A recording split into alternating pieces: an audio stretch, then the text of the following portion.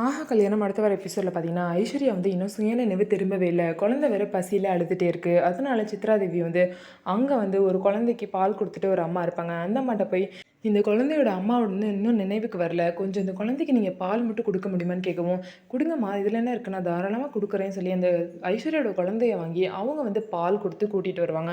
அதுக்கப்புறம் அந்த குழந்தையும் பார்த்திங்க அப்படின்னா தூங்கிடும். அவங்களுக்கு ரொம்பவே நன்றி சொல்லி பார்த்திங்க அப்படின்னா சித்ராதேவியும் மகாவும் சொல்லுவாங்க. இன்னொரு சைடு வந்து கௌதமை போட்டு கண்டுபிடிச்சி சூர்யா வந்து அடி அடி நடிச்சிட்டு இருப்பாரு. உன்ன மாதிரி ஒரு மோசமான நான் பார்த்ததில்ல, பொண்டாட்டியும் குழந்தையும் இந்த மாதிரி ஒரு நிலைமையில இருக்கும்போது கூட நீ வந்து உன்னோட சுயநலத்துக்காக தான் நீ வாழ்ந்துட்டு இருக்க.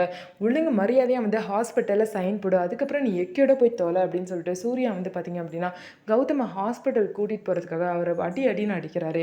அதுக்கப்புறம் கௌதமியை பார்த்திங்க அப்படின்னா பைக்கை ஓட்ட வச்சு சூர்யா பின்னாடி உட்காந்துக்கிட்டு பார்த்திங்க அப்படின்னா ஹாஸ்பிட்டலுக்கு போகிறாங்க. கௌதம் போய் கையெழுத்து போட்டோன்னே பார்த்திங்க அப்படின்னா ஐஸ்வர்யா வந்து எப்படியாவது குணப்படுத்திடுவாங்க. டாக்டர்ஸ்லாம் என்ன சொல்கிறாங்க அப்படின்னா இந்த பொண்ணுக்கு வந்து ரொம்பவே பாதிக்கப்பட்டிருக்கு, மெடிக்கல் சம்மந்தமாக ப்ராப்ளம் இருந்தாலும் மனசளவில் ஐஸ்வர்யா வந்து ரொம்பவே பாதிக்கப்பட்டிருக்காங்க அப்படின்னு சொல்லிட்டு டாக்டர் வந்து சொல்கிறாங்க. இது எல்லாத்துக்கும் இந்த கௌதம் தான் காரணம். எப்போ தான் இந்த கௌதம் வந்து திருந்த போகிறாங்க அப்படின்னு சொல்லிட்டு நம்ம பார்க்கலாம். நம்ம வீடியோ உங்களுக்கு பிடிச்சிருந்தா நம்ம வீடியோவை லைக் பண்ணிக்கோங்க. மறக்காமல் நம்மளோட சேனலை சப்ஸ்கிரைப் பண்ணிவிட்டு பாருங்கள்.